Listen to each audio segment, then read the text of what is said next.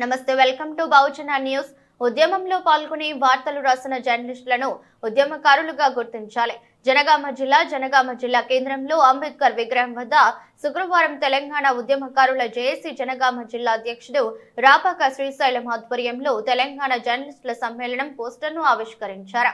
April 13వ తేదీన Somajiguda press club లో ఏర్పాటు చేసిన జర్నలిస్టుల సమ్మేళన కార్యక్రమాన్ని విజయవంతం చేయాలని తెలంగాణ జర్నలిస్ట్ ఫ్రంట్ రాష్ట్ర అధ్యక్షులు మోహన్ బైరాగి, డిజిటల్ మీడియా జర్నలిస్ట్ యూనియన్ రాష్ట్ర అధ్యక్షులు కె రాజేంద్ర ప్రసాద్, తెలంగాణ ఉద్యమకారుల జేఏసీ నాయకులు వేముల యాదగిరి, మహాజన గలం అధ్యక్షులు సురేష్ మహాజన్, జేఏసీ నాయకులు బాబన్న, శంకర్ తెలిపారు.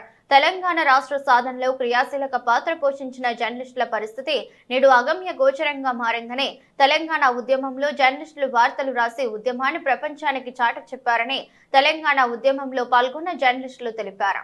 తెలంగాణ వచ్చేది కాదు, నిస్వార్థంగా పనిచేసి ఎంతో మంది జర్నలిస్టులు ఉద్యమంలో భాగస్వాములై అన్ని విధాలుగా అన్ని నిరసరాయలా ఉన్నారు.